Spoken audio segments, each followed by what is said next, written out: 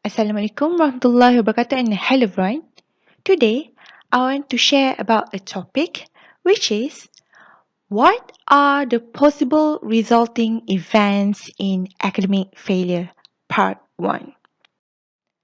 Before that, I'm going to give some refresher on the topic.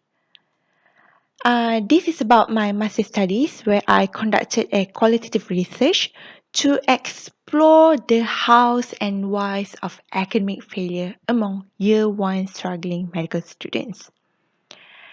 And when we talk about academic failure, it means that these students fail in one or more assessments, either in knowledge, skills, and or attitude, professionalism. How about the population sample?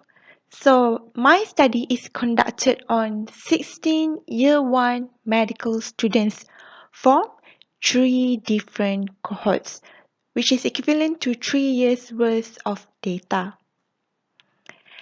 And if you want to know more roughly on the general process of academic failure, you can view my video on why do year 1 medical students fail.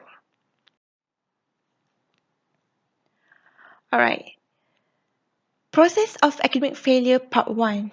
It all begins with critical incidents which leads to possible resulting events, and these students then underwent mid-of-year assessments.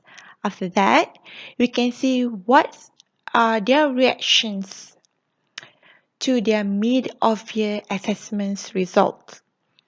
For today's video, I'm going to focus more on the possible resulting events.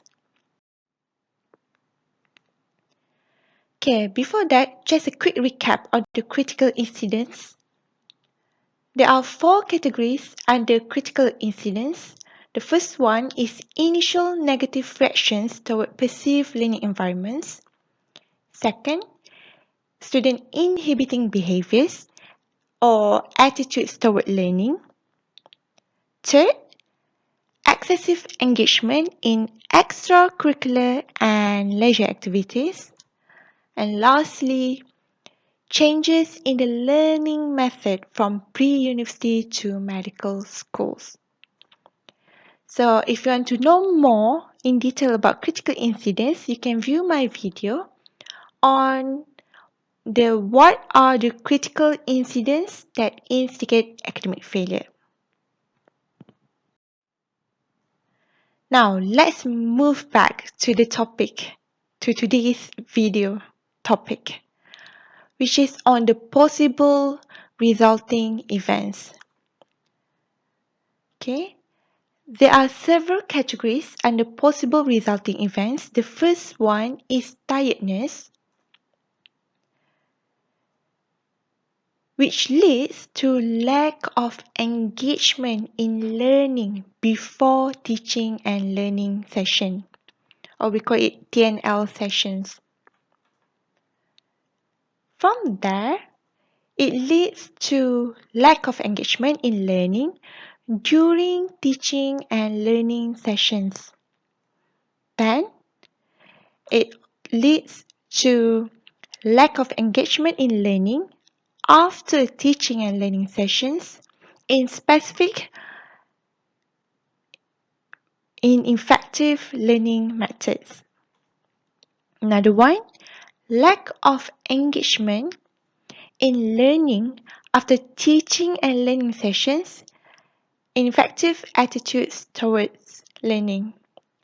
So here you can see from the lack of engagement in learning before until lack of engagement in learning after, these 4 is a process, is connected. It is the process of lack of engagement in teaching and learning sessions. So this is one of the process that we discovered during our research, during our study.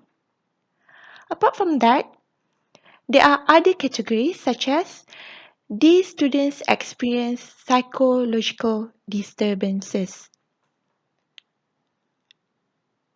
and low self-esteem. You can see that there are 1, 2, 3, 4, 5, 6, and 7 categories under possible resulting events.